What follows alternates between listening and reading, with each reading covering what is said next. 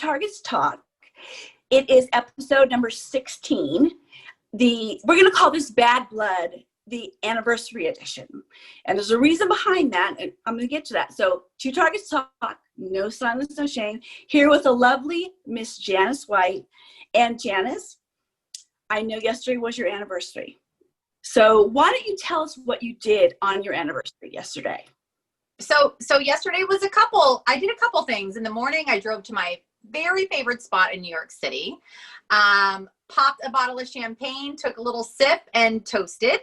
And then also at night, which is why we're talking about why we titled it this, is my girlfriend invited me over, and blaring in the background was Taylor Swift's Bad Blood with more champagne to celebrate the anniversary. So it was a really special day for me. So 3 years ago was the day you left your job, right? Yes. And 2 years ago was the day you started Empower Employee. I want to know, from 3 years to 2 years, what took place? Was there an aha moment? Here I am, Oprah Winfrey again. Hi. Was there an aha moment? What changed you from target to target advocate? So what was really cool for me is that at a year's time, I felt ready to start my advocacy work with the Empowered Employee. Now, I wasn't completely healed yet. Most people that have listened to this show know that it took me 2 years, not just one. But it was really cool because I was ready enough to start writing and to start really reaching out. What was cool is I could plan exactly to the minute. So at 9:04 in 2017, I sent my resignation email. And at 9:04 in 2018, I launched the Empowered Employee. So for me, that is the moment that I went from target to target advocate. And it was a very powerful one. Well, you have helped so many people. So many people, you gave them a voice, myself included. It helped me a lot. So here, I'm giving you a bottle of champagne through the internet. Here we go. 2 days in a row. I love it. We cheer, we all, you have helped so many people. You're like the frontline warrior. I always say that, and you know it's true. And I'm just glad to be your sidekick. I stole your line. So I want to ask you, a lot of people ask me about the anniversary date of their either being fired or they resigned or whatever might have happened to them. And what they should do about it. It's very, very painful for a lot of people. And certainly in my first year and two, it was painful for me too. This was more of a celebration for me this year at year 3. I was grateful to be able to say that. But I'm curious with you, what do you think about, how do you think, I know you haven't hit the year yet. What do you think about that anniversary date and how people should think about it? What's your opinion? And then I'll share mine. Well, my anniversary date is going to be a joyous occasion. I look at it as my purpose. I found my purpose. And you'll have to go through us talking the first time we started this whole thing. This Two Targets Talk was a big part of my healing. So we'll have to go back together and pinpoint that date. And that will be my anniversary date. So I think it should be a joyous, because look, you move forward. You're an advocate now. You help. You give people purpose. So make it a joyous occasion. Right. So you match. So when I first asked my therapist about the anniversary date, because for me, again, my first year was painful, and you know what? My second year was painful too.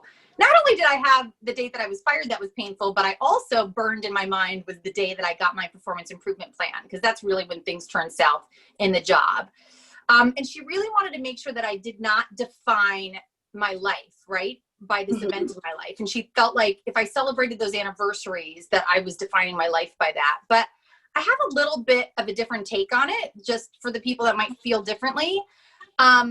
For me, I naturally was able to come out of that day being painful. And I just feel like whatever people need to do on that day, that it should be that for them. What do you think is going to be best for you that day? So taking a spa day, seeing a best friend, staying home alone and crying in a corner. I mean, literally whatever someone needs to do that day, I feel like, to market to me is not defining your life. It's admitting that it's a difficult date for you. And as the years go by and as you're committed to healing, that date isn't going to be that for you anymore. On my 3rd year, I can tell you, now listen, 9:04 every single year is going to be both my resignation moment and my empowerment moment of starting the Empowered Employee.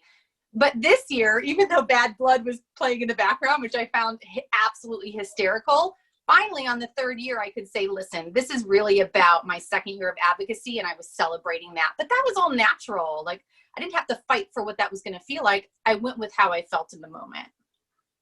You know, I feel lucky because I only have joy around this. I shifted so fast because of our conversation. I didn't have time to focus on that.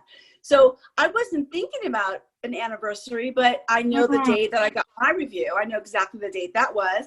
And I know we can go back and pinpoint the day that you and I spoke. And then we started Two Targets to Talk, you know, to advocate for targets, no silence, no shame, to really reach out to a lot of people. So can I pop it? Yeah, definitely. I mean, I think that we deserve it. And, you know, I just want to say again, I love what you're saying, that you're going to choose a different date, a positive date that commemorates whatever that might be for you. I mean, yeah, I never even thought of that. That's awesome. Instead of focusing. I'm choosing the date that you and I connected, and it became a purpose. I think when you inspire and you have purpose, that it becomes a positive thing. Okay, so what about the people that are still in pain? Let me ask you about that. What is their year anniversary going to be like? Or do you have a suggestion on how maybe they can change that for themselves? What about when it's still painful? And I understand that. Well, I do too. I mean, we talk all the time. I'm still going through a lot of issues and noticing things. I think that you should be kind to yourself. Give yourself grace. It's something that you have to go through, you know? We all have our path. We all have our process of healing. I kind of jumped, as we've talked about, I jumped straight onto the advocacy boat, and that really helped me personally. It's not for everyone. Some people might need to go through a little more of a process. I just jumped right in. Right. Yeah, that's good. So we want to ask the audience, what does everyone think, or what did you feel like on your 1 year anniversary? And how's maybe ways to celebrate it, or to let it go, or to find a different date? I love this conversation today. This is really, really good. What does everybody think? Yeah. And whatever you do think is fine. Like I said, we all go through our process, and all of that is okay. But let's hear from everybody what you think. Thank you so much. Two Targets Talk. No silence, no shame. Thank you. Bye. See you next week. Bye.